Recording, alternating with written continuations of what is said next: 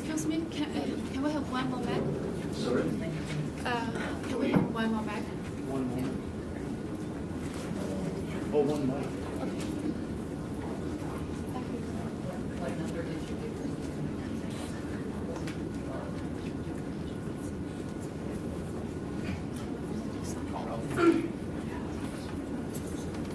So just through the chair, if both microphones are on at the same time, they feedback. So when I know which one of you is speaking, I'll try to turn that one on.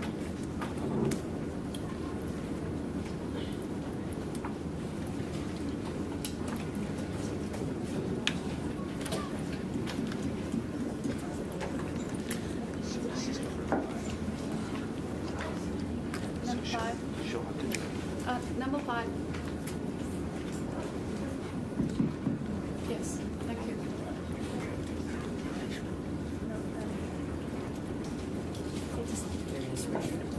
No. Okay, thank you. She will start first. 大家晚上好， Good evening, everybody. 我叫慧敏，我是温哥华居民。 My name is Huimin. I'm a Vancouver resident. 我小孩在 Crystal 上学。 My child goes to Crestdale Elementary. 我非常感谢今天能给我发言的机会。 I'm very thankful to have this opportunity to address the audience.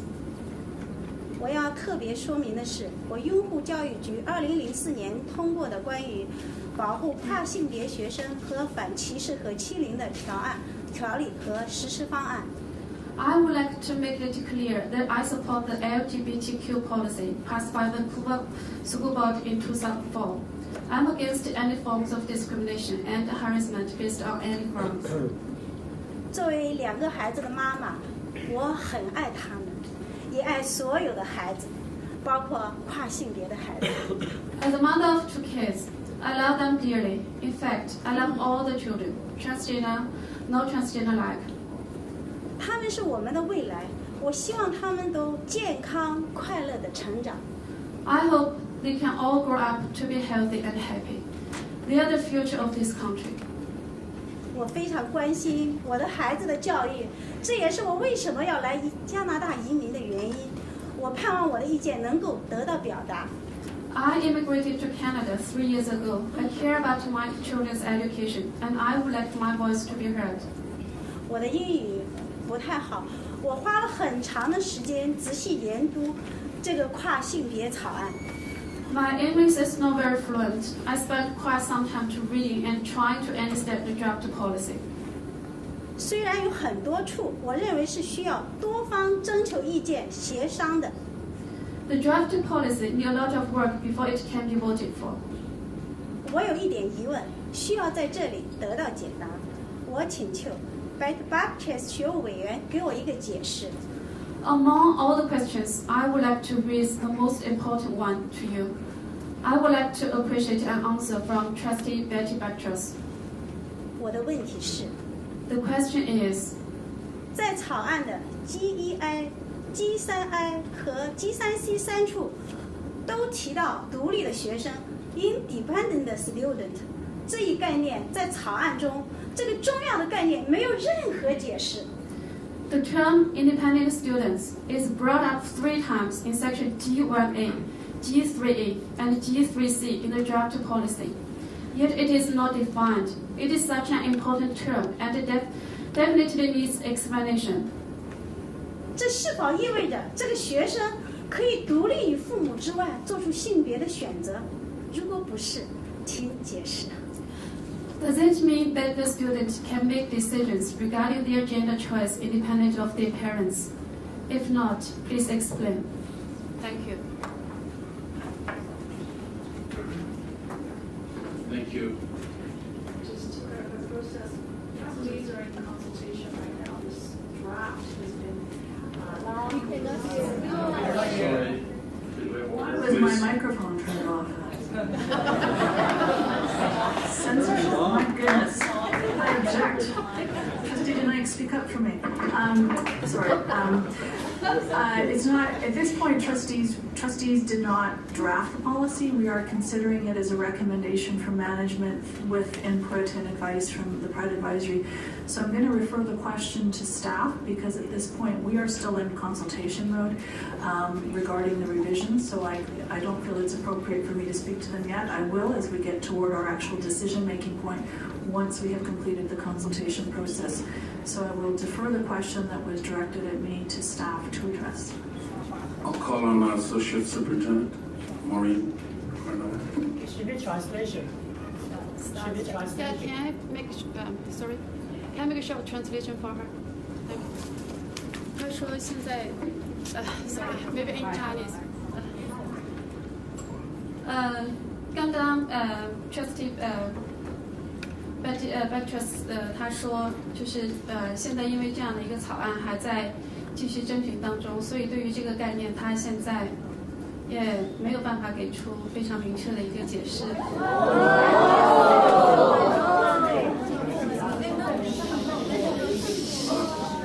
Sorry, could we have order and have some respect for the speakers and not OK， have that? Thank you. 请大家最好不要就是有特别响的声音，我们要尊重每个发言人，谢谢。We'll ask Associate Superintendent Maureen Cornello to address that. Or answer the question. OK。Through the chair, staff has been listening through all of the consultation processes, and there are already some revisions to wording that we're looking at in response to that. And one of those is to remove the term independent. We saw it as problematic as well. You translate. 只做一个简单的解释。他说他们也在征求意见的时候，发现这样的一个条款是有疑问的，所以他们打算把这样的一个条款给去除。谢谢。 We have a question from Joey. Yes, thank you through the chair. Without disrespect.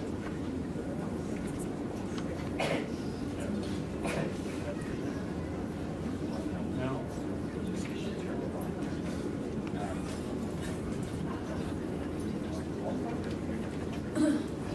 Sorry, through the chair, without disrespect to any of the delegation or the trustees and staff, we do have employees that do translation, so for the next meeting, maybe we can have our staff do the translation.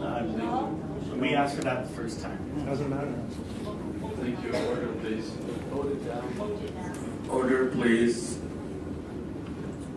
Thank you for your presentation. Thank you very much.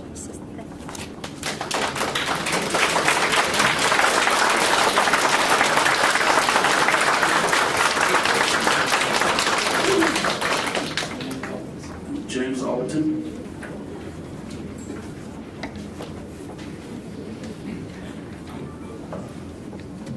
Hello.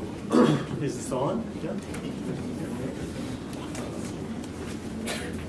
So, thank you for providing the opportunity to speak to this rich and timely subject, and for your leadership and commitment to safe and respectful school environments. My name is Jim Oulton. As a clinical social worker, I've been involved in developing transgender health care in Nova Scotia. I currently live in Vancouver and work at the University of British Columbia's counseling service. I'm also the current past president of the Canadian Professional Association for Transgender Health, CPAP. CPAP is a professional organization devoted to the health care of individuals who identify as transgender, transsexual, or who express their gender in non-stereotypical ways. And among the professionals included in our membership are family physicians, endocrinologists, pediatricians, surgeons, mental health professionals, lawyers, anthropologists, speech therapists, and related fields. By way of recommendation and with the full support of the CPAP Board of Directors, I want to acknowledge your responsiveness to the distinctive needs of transgender and gender non-binary youth, and to encourage you to take responsibility to bring forward your recommendation to accept the proposed policy and recommendations, sexual orientation and gender identities, to protect not only gender diverse and questioning youth, but all children and adolescents, making schools within the jurisdiction of the Vancouver School Board not only safe, respectful, but welcoming spaces for all. I believe it's the right thing to do, and your continued leadership in this will be a celebration. I, and again with the support of the CPOP Board of Directors, recommend that you do it now and begin shifting your energies into the implementation, the application of the policy. I suggest you have a skilled and efficient ally in this effort in Vancouver Coastal Health's Transgender Health Information Programs Manager, Lorraine Greaves. What I understood her to say last week when I was here was the work that's already happening with Transgender Health, and I've lost my page, and yourselves. But I think they can bring a systematic approach to professionals' competencies in relation to working with trans and gender diverse students. So that's really my position. I thought I'd just get that out of the way and establish that before I ran out of time. And some other points that I wanted to make, and thinking this afternoon about being here, some background how we've arrived at this place. 3 significant points that I want might provide some context for our recommendation, or my recommendation, for immediate acceptance of the policy. 1, history, and 2, protection under the human rights federal human rights legislation, and 3, current research and advanced clinical knowledge, which highlights really the importance of determinants of health as it relates to how we're currently seeing gender expression and the presentation and the emergence and the growing emergence of diverse gender expression in schools. So I'll have to highlight this or I'll run out of time. Let's see. First, history. What we know is that gender variance exists across history and across cultures. In the past century, though, what's happened in the 1900s, we in the West have medicalized gender variance, starting officially or in the 1970s with the World Professional Association, the International Standards of Care, and then also the American Psychiatric Association's DSM-2 in 1968, brought in categories that really were pathologizing sexual deviation and a whole medicalized approach to sorting out gender differences. However, that was then. There was a lot of difficulty with all of that, but we're in a process globally of working out of that. The WPATH's new version 7 International Standards of Care, accepted in September 2011, gives clear direction to de-psychopathologize and de-medicalize gender variance. So bringing it into a normal variant, a normal part of possibility. The American Psychiatric Association, in their DSM-5, released in May of 2013, followed suit, and the World Health Organization is currently, what we're expecting is that World Health Organization, trans people's access to health care will not depend on a mental disorder diagnosis, and that'll be in place by 2017. So this is a significant paradigm shift globally. The world is changing, but we still have a ways to go here in Canada, and I think schools play a central part.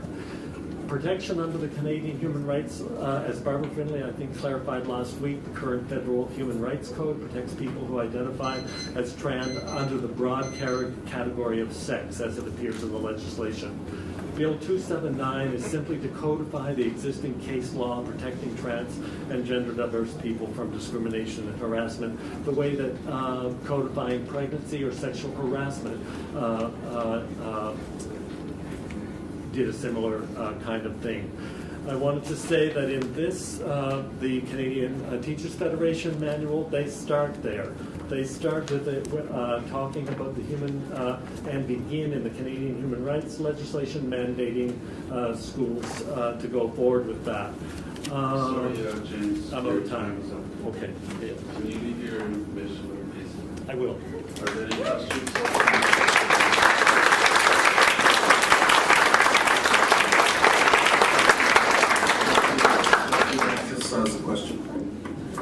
Thank you very much, and I appreciate your presentation and a lot of good information there.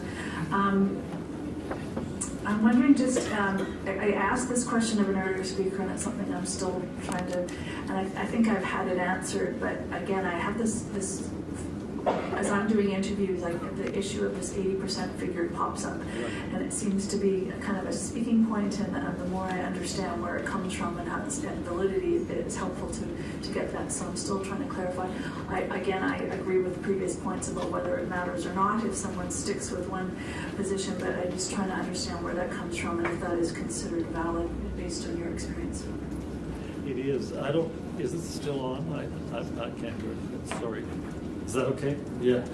I don't know the specific research to be able to just say specifically. I think the figure's higher than that, actually. But the deal is really, I think that we don't want a shaming environment.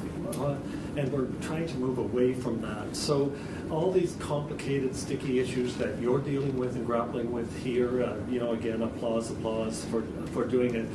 But and our encouragement to put the policy in place is to let's get it rolling. I think as and I don't know her name, but the woman who's furthest on the bench over there was saying the success is already in schools. I think there's already lots of successes.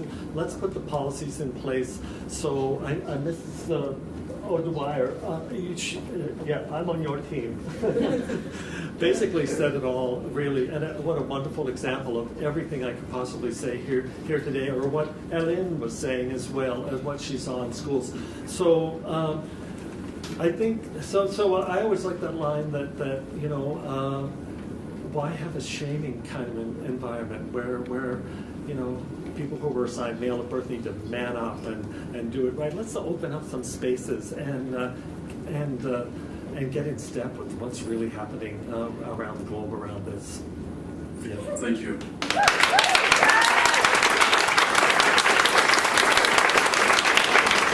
Thank you for your presentation. Our next presenter, Hillary Meredith.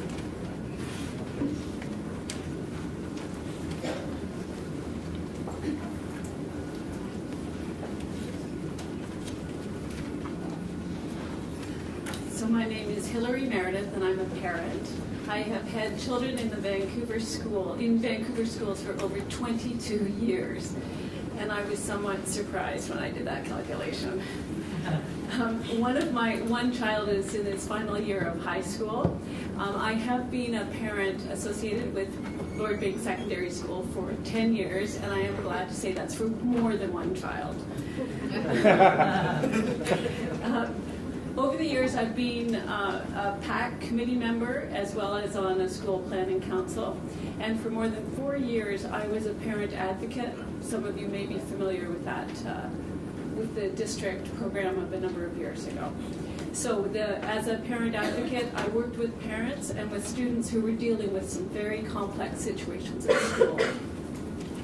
I've known 3 trans students, one very well, and the other 2 tangentially.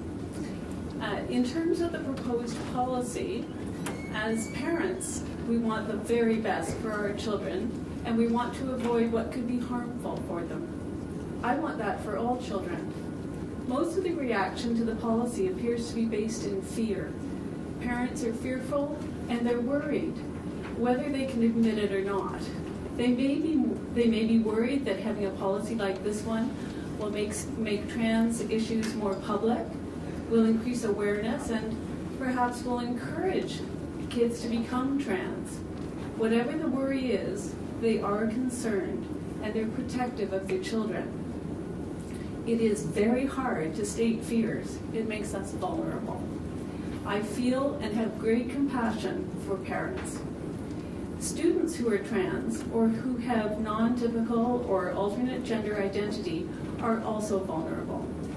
Dealing with being trans requires a great deal of courage. Self-identifying, especially in high school, is both difficult and risky. It's not something that a student would ever undertake lightly. In civil society, such as ours is, in a situation of vulnerabilities, we must protect the most vulnerable. And in this case, the most vulnerable are the students. This policy does focus on the students and takes pragmatic steps to support them. The Bing PAC executive sent a letter to this committee with all goodwill and sincere respect to the Bing PAC executive. There was no consultation with Bing parents before the letter was sent.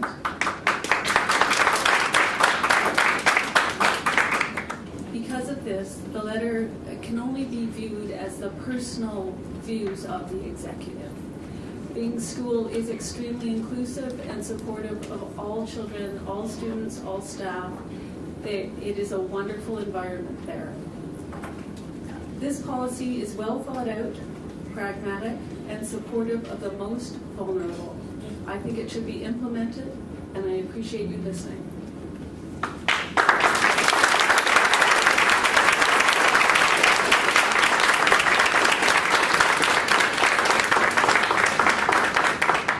Thank you, Hillary. Are there any questions? If not, thank you for your presentation.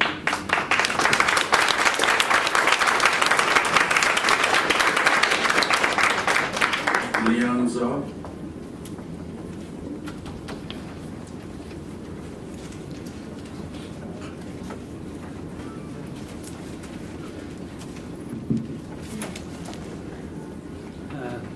Good evening, everyone.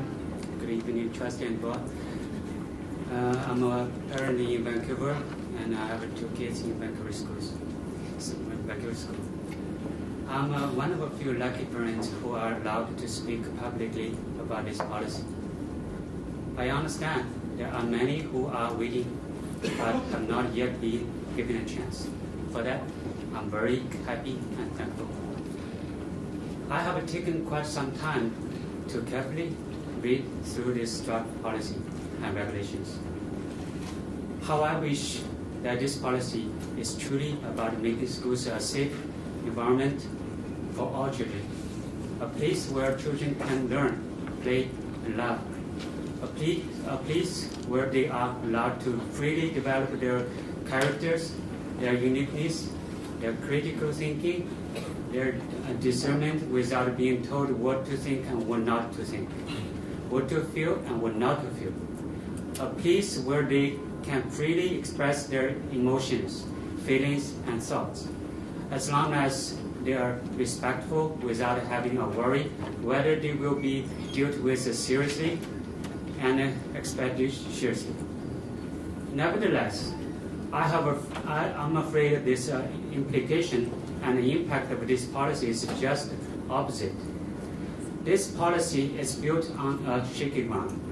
This policy is developed from a belief system that has not yet been proven. A belief system that has yet to be challenged.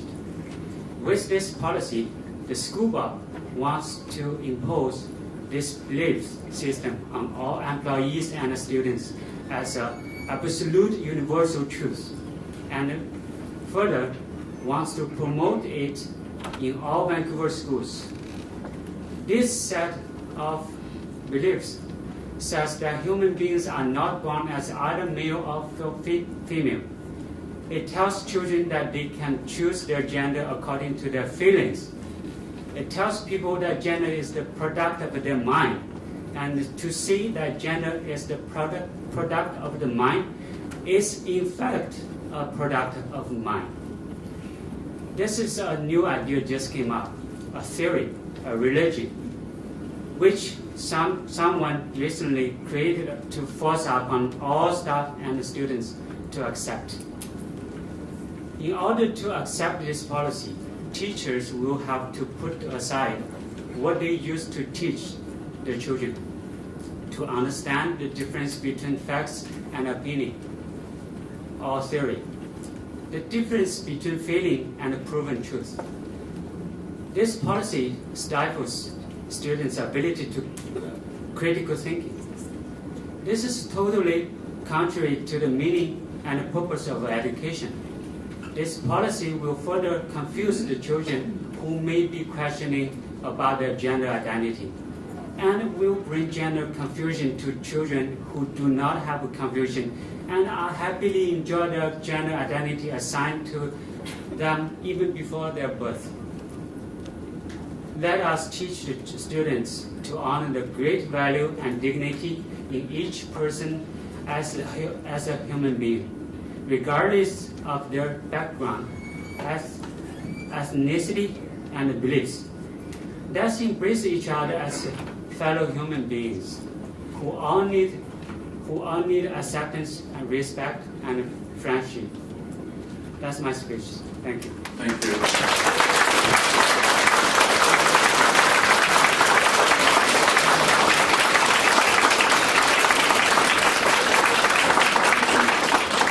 Any questions?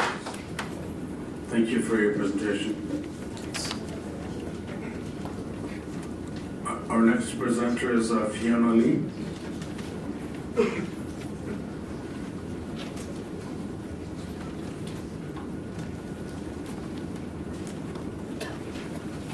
Good evening, everyone. My name is Fiona, and I'm a mother of a 12-year-old son who attending Vancouver Public School. Most parents, including myself, want our school to be a safe environment for all school children, including children struggling with their sexuality and gender identities. All students should be protected from harassment, bullying, and discrimination. However, I don't see this draft policy and regulations will achieve any of these. It may even work the opposite way. Under the revised Regulation C, Professional Development and Training, it says, the board will strive to ensure that professional development and training is provided for staff to develop the awareness, knowledge, skills, and attitudes necessary to support and advocate for the needs of students who identify as LGBTQ+, or are perceived as such. My question is, who is to identify a student as LGBTQ+? And how do you perceive a student as LGBTQ+?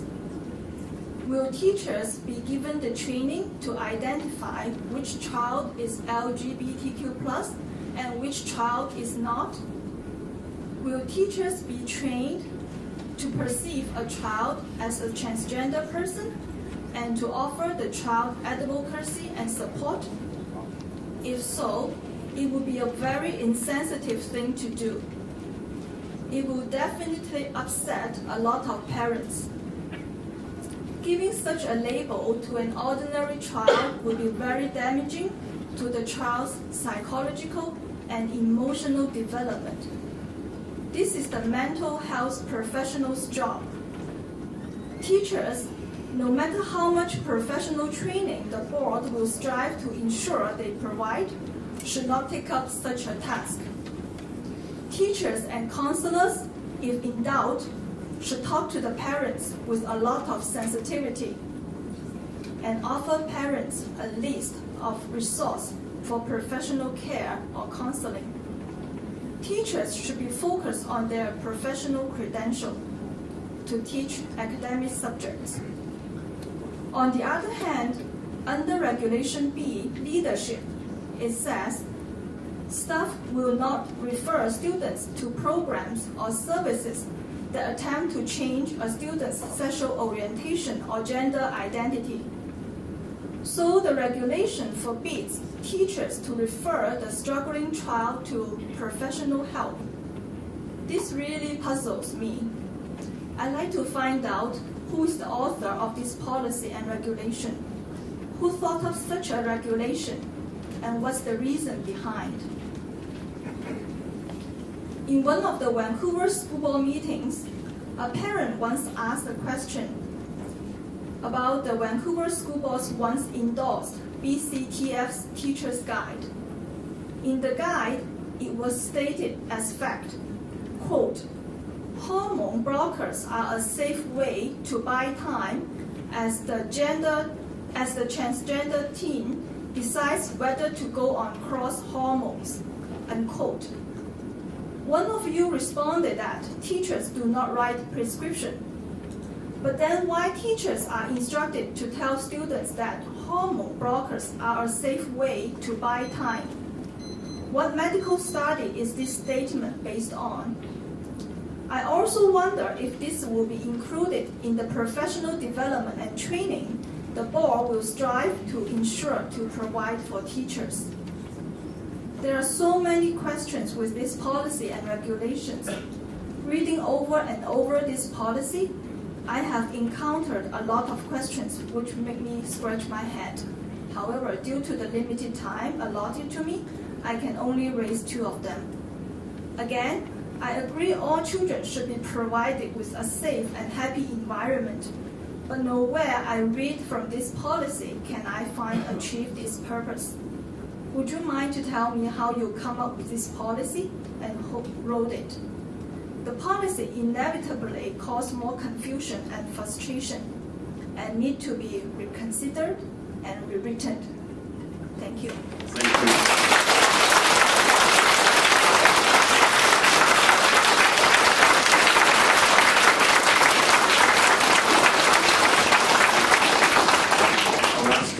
Associate Superintendent Carnella to respond to some questions you raised. So through the chair, I can respond to a couple of questions. In terms of who wrote the policy was written by the Pride Advisory Committee, and that has been explained, I think, the membership of that committee. Talking about the curriculum piece, I think we need to make it clear that staff's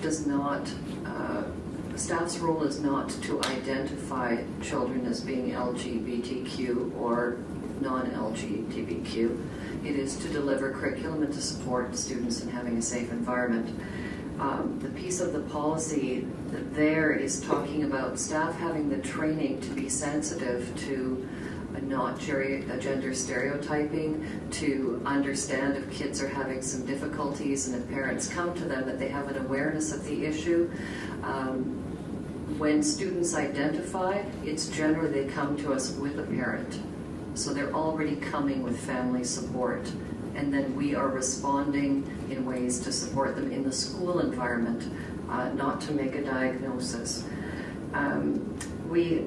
The section that talks about not trying to change, to refer a student somewhere to change their sexual identity or their gender identity, what we're saying there is that staff doesn't make medical diagnoses or psychological diagnoses of any kind.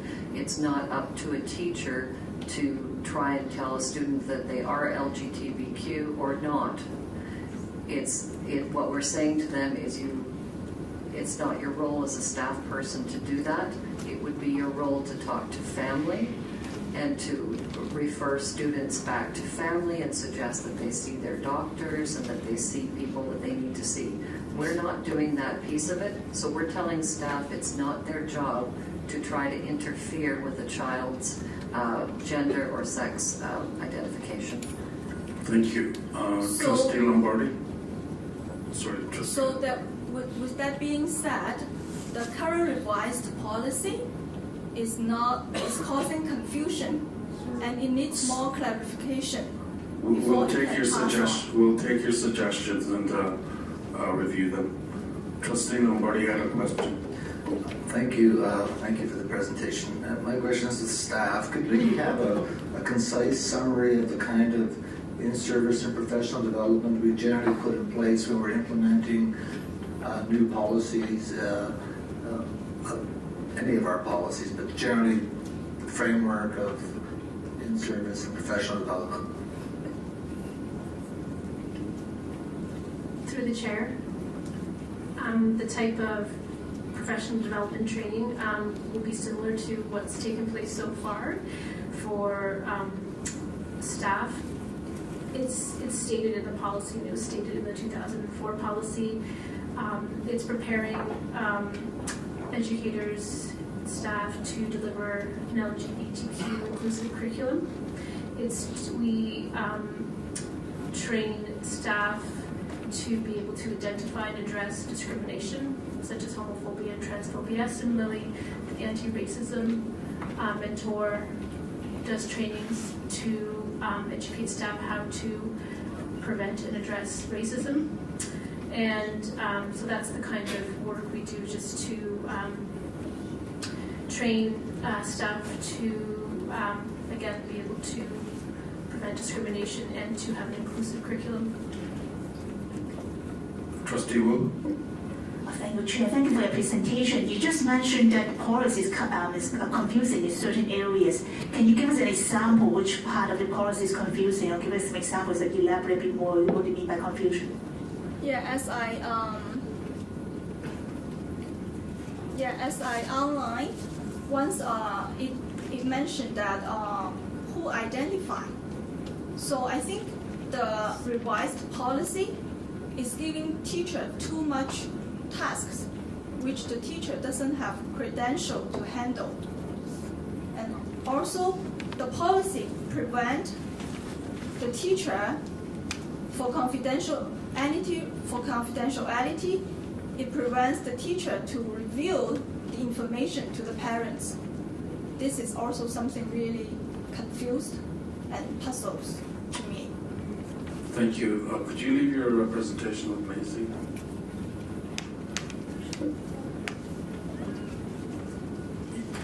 Your presentation, just leave it with Maisie. Okay. Kitty Coo.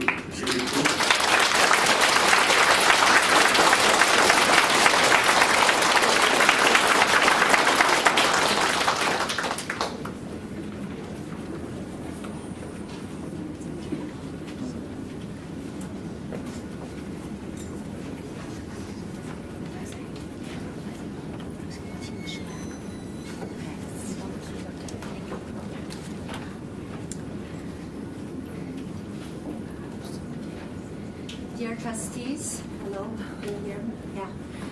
This is Kibiku, and I'm Chizan. I speak on her behalf because her English. And before that, I want to say to the audience here, we are coming here to help to work for a policy that work for the best interest of every student in the class. There's no war. And there's no discrimination.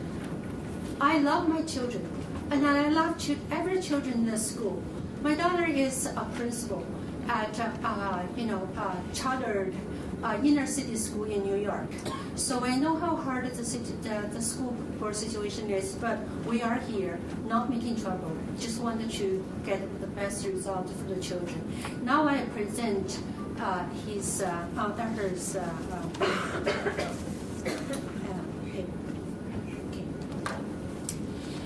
Dear trustees, thank you for allowing me to speak regarding the draft policy. There are so many concerned parents who would like to speak but are not given a chance yet, and they are most anxious and extremely upset. I will present this in a few points today. First, parents need sufficient time to do research to respond to the draft revised policy, because the draft policy is unclear and will create enormous amount confusions and conflicts. Even though I tried to research the policy and associate the documents such as teachers' resources, and I tried to understand the policy, but I could not. In this short amount of time, which a vast amount of terms in this policy, and it touches so many areas that there's no way I can form an idea about what is really going on. Even more, there are so many parents who do not have an ability to go onto the school board website to find out what is the policy and related information and make a sense out of it. So the question I have is why this policy is not clear in so many areas. Who made up the policy? Why do you want to vote this policy in a rush? The policy has put a dot in parents' minds that teachers can talk to our children with these sensitive issues without parental consent. Parents are primary caregivers of their children. There is no any. This is not an ordinary policy. It affects the children's physical, emotional, and mental well-being. So the school board should have a careful analysis of this policy and give a report to the public. And you should not pass the policy without the majority of parents' consent. Number 2, WSB should provide the chance and time for the parents and the citizens to communicate with the WSB openly. Communication and trust between school board, parents, and teachers is a crucial factor to raise up healthy children. Now, it seems the trust has been questionable. For example, it's a fact that when children approach adolescence and there's hormones changes, and there are lots of challenges and to themselves, the parents, and the schools. Study has shown children cannot fully understand their bodies and emotions in the age group. How can they actually have a right mind to determine the critical issues such as gender identities when sometimes they could not even understand their own feelings? Number 3, the school board needed to treat all the parents and the students equally. Mrs. Patty Bacchus said that the policy was being revised since 2011. Then why did this policy just come out 1 month ago? In fact, it was not published openly, but it was hidden behind the link of an agenda of Community 3. And you planned to vote it on the past Tuesday. Why is the school board so secretly handle this this policy? And in May 15, 2014, that Ms. Patty Bacchus said the board can ensure to hear from everyone. So I sincerely asked Ms. Bacchus to honor her word and give everyone opportunity to speak publicly. Thank you for your promise to work with parents.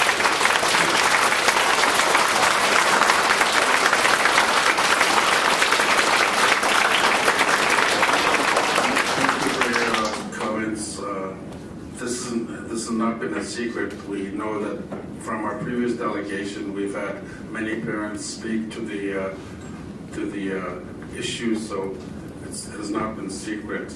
And we're having another delegation next week as well. So thank you very much. Trustee Wu. Thank you, Chair. Actually, my question is for Kitty. You mentioned that you have a hard time accessing the computer and reading the policy and may not be able to express yourself in English. So do you receive any support or help from Vancouver School Board staff in understanding the policy or translating the policy to you? Thank you. Can I translate to her? Yeah. 他在问Kitty that if Kitty 是不是他有困难做那些调查和研究去对这个 policy， 他是不是有得到什么任何的帮助 from school board 或者是学校或者是任何其他的人员？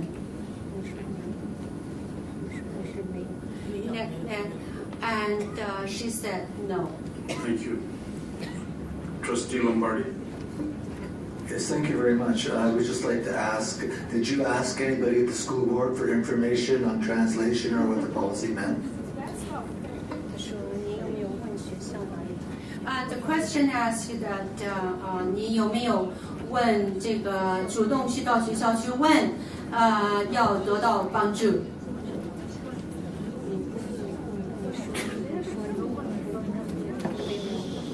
Do we have order, please? She said no. Thank you. Thank you for your, Trustee Denike. Were you aware of the a motion that was made by Trustee Wu with regard to translation services on the board meeting on Monday night. And it was 这个问题是说你是不是知道是 Transgender 说也可以有这个人帮助你翻译，如果你需要的话，关于这个章程。你说是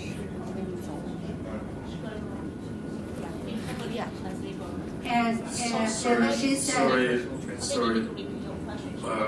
Trustee Demake, do you want to repeat your question?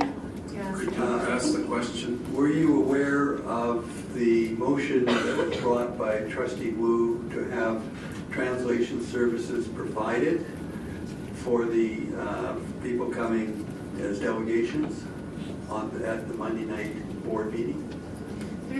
说你知不知道这个星期一晚上，这个 trustee 已经有了一个就是决议说可以带翻译给你，就 translation yeah.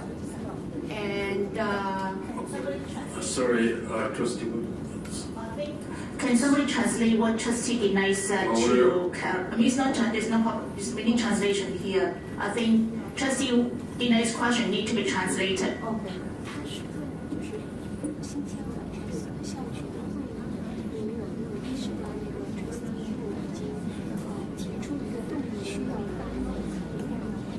Can you see that here?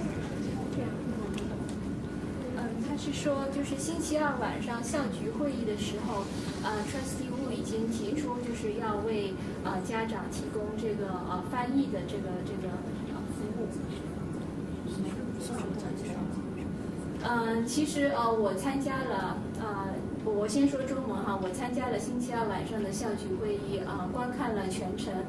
Trustee Sophia Wu 她确实提出了需要为这一次的会议，包括家长提供这个翻译的服务，但是这个动议呢没有被通过。Actually, I attend the Vancouver School Board meeting on Tuesday evening, and I realize that Trustee Wu has this motion. So the question was she asked, was she aware, just a yes or no?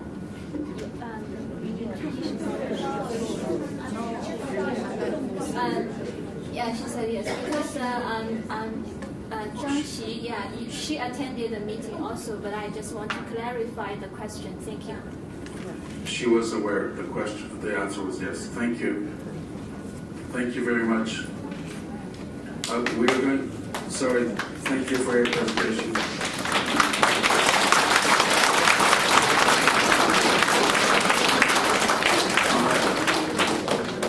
I'm going to call for a 15-minute break for the recording secretary to have a moment.